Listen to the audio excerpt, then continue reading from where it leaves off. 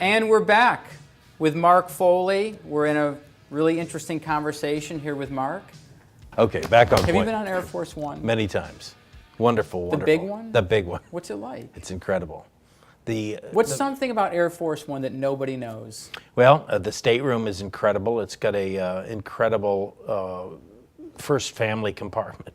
I mean, it's a beautiful. Did you ever jump on the bed when no one was looking? No. The Secret Service makes certain you don't enter the president's cabin. He's got an office. But he's got a boardroom. Look inside it, oh, no though? question. We took an early tour. It's the most protected aircraft in the world, so you don't just go wandering around on your own. But it has a capacity to let the president run this country from anywhere in the globe. Technology. It can be refueled in air. It can go for days and days at a time. It has food and complements to have on board for the president. It has communication devices that are impenetrable.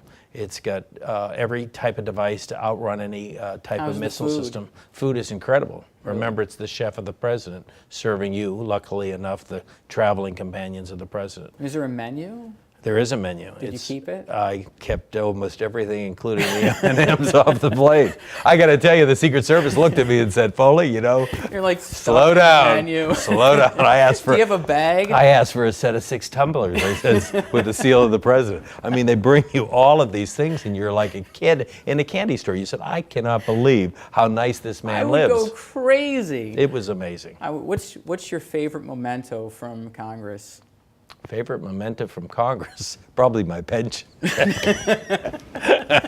That's a momentum I'm going to keep. No, I think the State of the Union. I saw you on the State of the Union one time. One of the probably most searing memories of Congress was September 11th. I had been in New York that morning, flew back to Washington.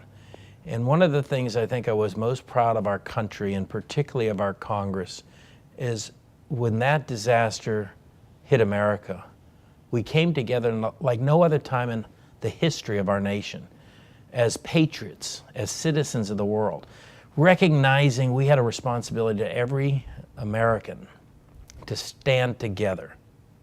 Now, that was a brief moment of time. Where Democrats and Republicans standing together saying, we will fight this evil terror together. That fell away pretty quickly because politics often rears its ugly head into well-thinking men and women become political animals.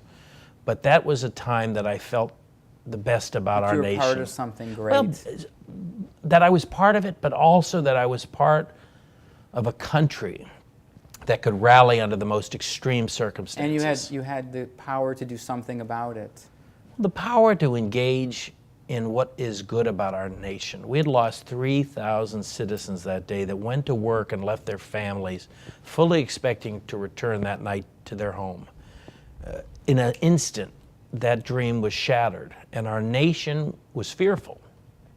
We have these conversations on waterboarding today. I got to tell you, every member in the room that day was a vigilante. Maybe that's not a pretty picture to portray, but we were all mad at the enemy we could not see and did not know. We had to do anything that it takes to get them attitude. No question. And I think Nancy Pelosi now, under this new revisionist theory of we don't believe the CIA and no one told us of this waterboarding, I think we heard pretty loud and clear what was going on, and I think we engaged. How did it change so quick? I mean, think politics. Of the attitude we had. I understand the politics, but that's what's sad about us. We don't have a memory. We don't remember what it was like that day because now it's one-upsmanship. That's the tragedy of American politics today. The telling the people what they want to hear to become the most popular person at the time. Well, it's some of that. It's trying to, make yourself a niche. Remember, there's 535 people that all wear a pin saying they're a member of something, either the Senate or the House. They're all trying to prove that they have unique capacity to understand America's problems and solutions to those problems. That's interesting. Everybody's a healthcare expert. Are any of them talking to doctors or hospitals or patients? No. Green. Well, I wonder how many of them don't recycle. I'm sure a lot of them. How many of them, if you showed them Sarbanes-Oxley that we passed, would they even understand the nuances of that law? Do they realize you've asked the treasurer of the company to sign his life away, expecting him to know everything that went on up and down the chain of command in that company. If a supply clerk lied about an inventory, and that was a material statement that he had to sign to, is he the one that should go to jail or the supply clerk? But Sarbanes-Oxley makes the CEO, CFO, and their accounting firm tell you that that number is accurate without reproach. You know, I don't even think this SOX commitment is that big of a deal as far as, you know, signing your name in blood on the financial statements. I think the big issue with small reporting companies is the cost associated to maintaining a public listing, you know, under the 3433 Act. I mean, the increased cost and overhead from having the independent board, the independent compensation committee, the Sarbanes-Oxley approval, and the standing. I mean, it's incredibly expensive for a small company that, number one, is trying to launch new products and services, that's maintaining a public listing with its auditors and its legal fees, its Ks, its Qs, press releases, et cetera, and running a public company. And it's an expense that small companies don't need right now. Well, they threw the baby out with the bathwater. And that's probably, if there's a fundamental reason we need to get ourselves focused on the entrepreneurial spirit that started this country. You know, when George Washington was bringing in tobacco and all kinds of opportunities for the American farmer, and when he was launching this nation, they weren't thinking about an accounting system that was so academic and so deliberative that it would have stifled their ability to bring it from the port into their plantations in order to make finances.